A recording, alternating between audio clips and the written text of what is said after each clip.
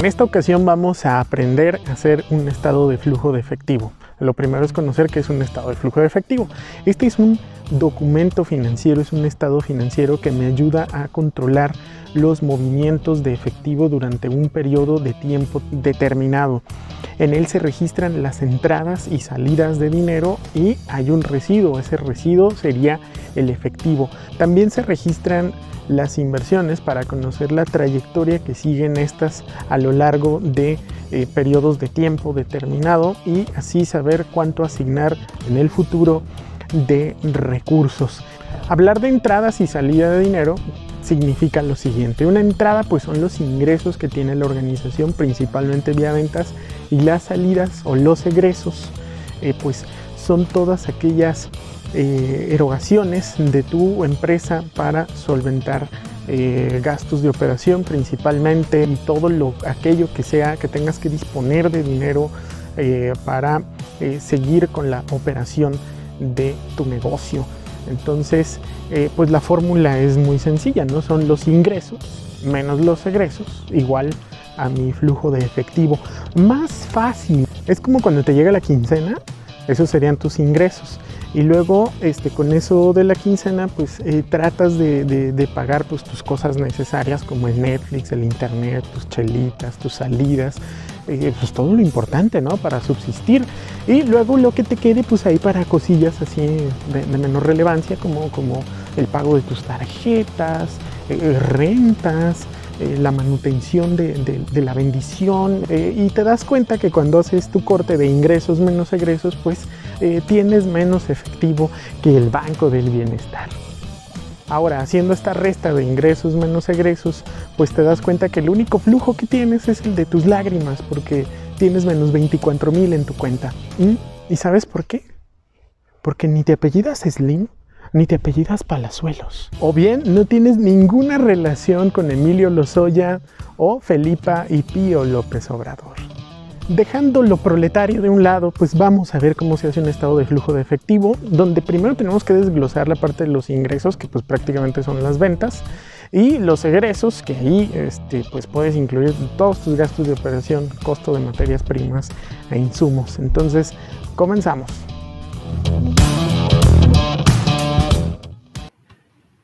Ahora, teniendo el desglose, lo que vamos a identificar primero pues es lo que hay en los ingresos. En realidad los ingresos son las ventas que tiene el negocio, y las ventas pues es digamos la única fuente de ingresos válida para el estado de flujo de efectivo. Por lo tanto, nosotros vamos a poner aquí las ventas correspondientes al periodo que estemos dando lugar. Posteriormente tenemos la segunda parte, que son los egresos.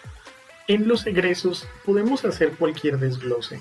El desglose pasa por toda aquella erogación, toda aquella salida de dinero, todo lo que consideremos que sale de nuestra empresa, que aquí en este ejemplo lo estamos poniendo de manera muy resumida, por ejemplo en costos variables, que pueden ser materias primas e insumos, y gastos de operación o costos fijos, dependiendo de lo que estemos analizando. Puede haber empresas que evidentemente no tienen un costo variable identificado como tal, entonces se omite esa parte. Así que podemos rellenar o poner en este apartado de egresos pues lo que nosotros consideremos conveniente, siempre y cuando sea una salida de dinero. Y ponemos también gastos financieros, pero pueden ser gastos de marketing también, o ambos, y los impuestos, muy importante. Entonces, así como en los ingresos, los egresos también tendrán su total, como habíamos visto anteriormente. Ingresos menos egresos nos da el flujo de efectivo. Esa es la estructura. Se estarán preguntando, entonces, ¿qué es eso de saldo que viene al principio? El saldo es un residuo que proviene de periodos pasados, residuo de dinero, que en realidad es el flujo del periodo anterior. Y esa es la estructura principal. Ahora bien, ¿cómo comenzamos el estado de flujo de efectivo? Pues con un periodo que le denominamos periodo cero, que es un periodo de inversión. en donde en nuestro caso hipotético tenemos aquí la cantidad de 400,000. Es necesario que consideremos en esta parte que los 400,000 se ponen con un número negativo.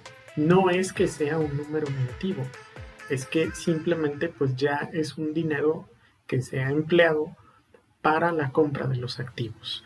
Es decir, la inversión inicial. Esos 400,000 corresponden a una inversión inicial, pero esa inversión ya se empleó en todo aquello que nosotros necesitamos en nuestro negocio como un activo.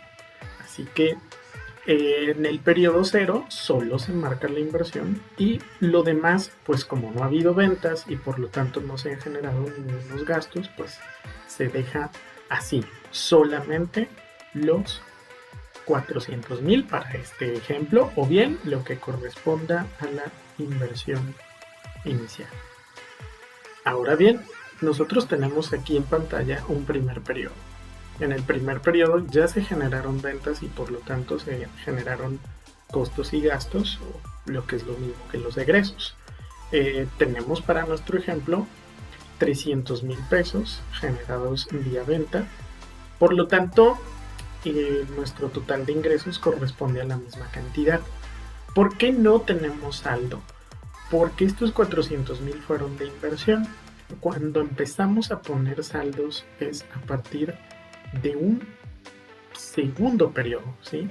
O sea, a partir de que nosotros generamos un primer flujo es que ya vamos a tener saldo, como vamos a ver un poco más adelante. Estos 300,000 pesos generaron 85,000 de egresos, 100,000 de gastos de operación y 10,000 de gastos financieros. Supongamos que en un primer periodo, quizá el proyecto es nuevo, pues no generamos impuestos o no lo vamos a marcar como tal. Así que si hacemos la operación, 300,000, como pueden ver aquí, 300,000 menos el total de egresos, en este caso es la suma de los egresos, como pueden observar. Y aquí tenemos la resta, que serían el total de ingresos menos el total de los egresos, que fueron los 195,000, pues entonces nos da la cantidad de 105,000. Ahora bien, para un segundo periodo, lo que vamos a arrastrar a la parte del saldo serían los 105,000. Para un segundo periodo, supongamos que las ventas incrementaron en aproximadamente 33%. Esto correspondería a unos 450,000. Ahora bien, ya nosotros tenemos aquí la parte del saldo y el aumento de los ingresos o de nuestras ventas.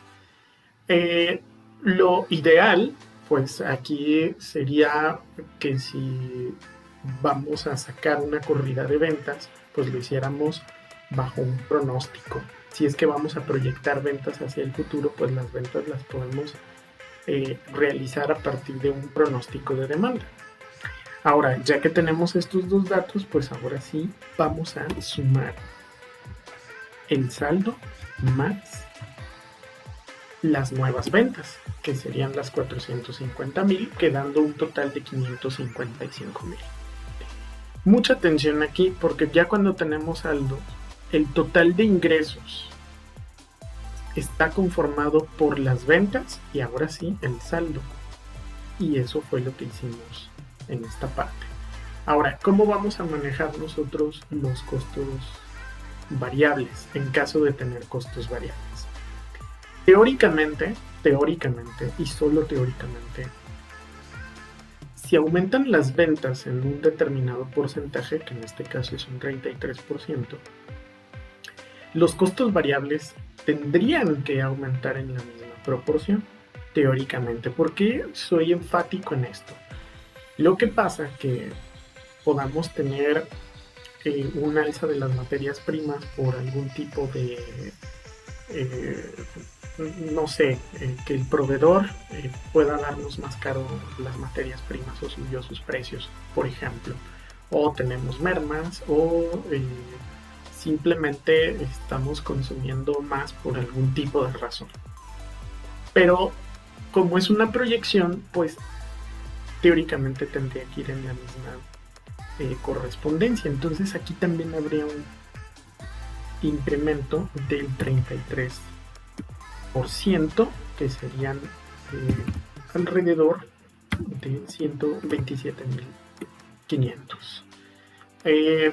Podemos nosotros aumentar un posible 5% de los gastos fijos de operación y costos fijos. Sí, puede ser más o menos la inflación que nosotros tenemos. Entonces, esto de los gastos de operación iría correspondiente a pues la inflación, ¿no?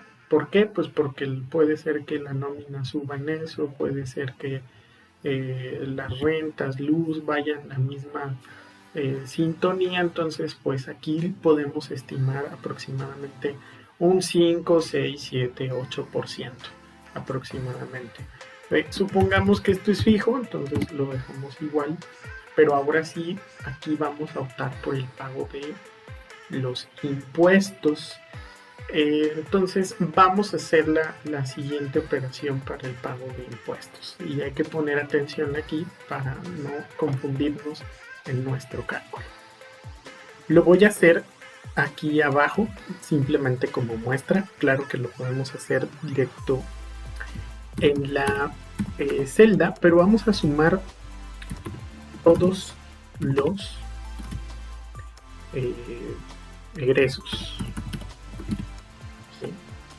Entonces, cuando hablamos de sumar todos los egresos, sería, vamos a poner esta suma, igual suma, y tenemos aquí un resultado, ¿no? Serían 242.500. Y tenemos las ventas del periodo. En este caso es nuestro segundo periodo, y tenemos ventas de 450.000. Ojo, son las ventas del periodo. Son las ventas del periodo. No vayas a sumar el total de los ingresos, no, son únicamente las ventas del periodo. Porque lo que vamos a hacer aquí, antes que nada, pues es sacar, se supone que estos egresos están facturados al igual que estas ventas. Entonces vamos a sacar una diferencia que sería justamente las ventas menos los egresos, que son 207.500. A esta diferencia le vamos a sacar los impuestos. Ojo, esto es muy rústico lo que voy a hacer. ¿Por qué? Pues porque los impuestos obviamente son cálculos que hace la Secretaría de Administración Tributaria o Hacienda, pues, y es muy particular en cada empresa. Más o menos nosotros podemos estimar de entre 40 a 45%. Lo voy a dejar para este ejemplo en 40%. ¿40% de qué? De las ventas, no. De la diferencia entre mis ventas y mis egresos, ¿va? Entonces es un 40% de, ¿sí? En este caso, lo que vamos a hacer es, pues, por 0.4 o 0.40, y tenemos la módica cantidad de 83.000. Por lo tanto, aquí habría una cantidad de 83.000. Si lo hacemos en la celda, nos quedaría de la siguiente manera. Abrimos el igual, entonces ojo aquí, agarramos las ventas menos, acuérdense que es la suma de todos nuestros egresos, y ahí tenemos. Nos van a hacer falta unos paréntesis, aquí lo ponemos al principio y otro al final.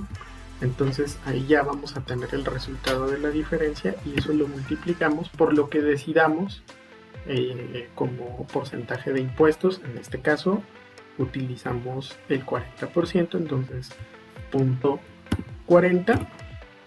No vayas a ponerle 40 porque si no te va a dar otra cantidad. Es 0.40, ¿no? Porque es el porcentaje. Le damos enter y ahí tenemos exactamente las mismas cantidades. Ahora sí, pues lo correspondiente aquí es igual suma, porque ya vamos a sacar nuestro total de ingresos ya con todo e impuestos.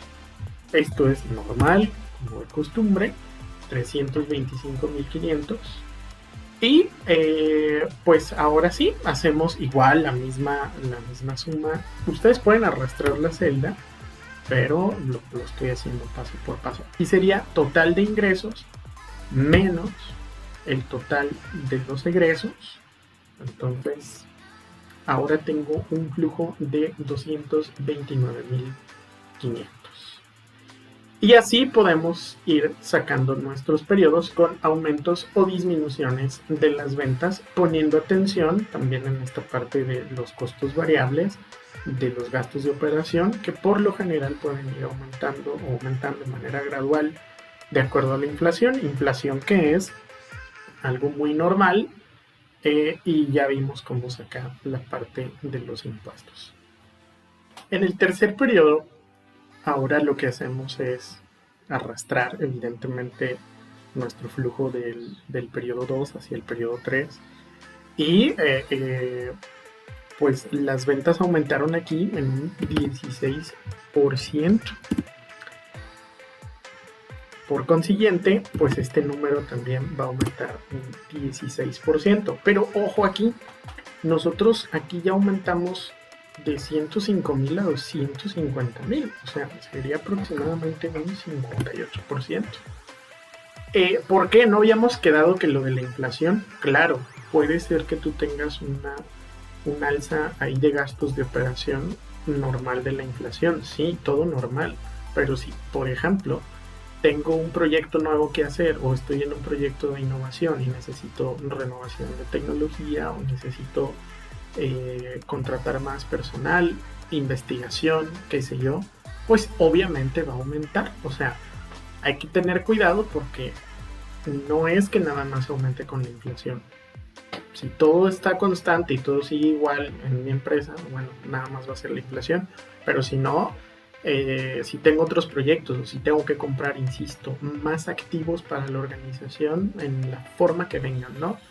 Activos fijos, que puede ser tecnología, maquinaria,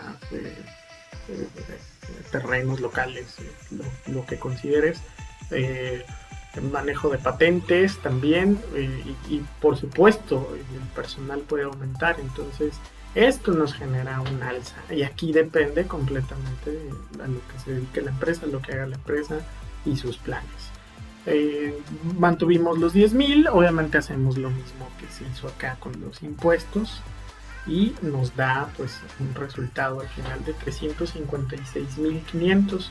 Entonces así nos podemos extender haciendo periodos y periodos y periodos.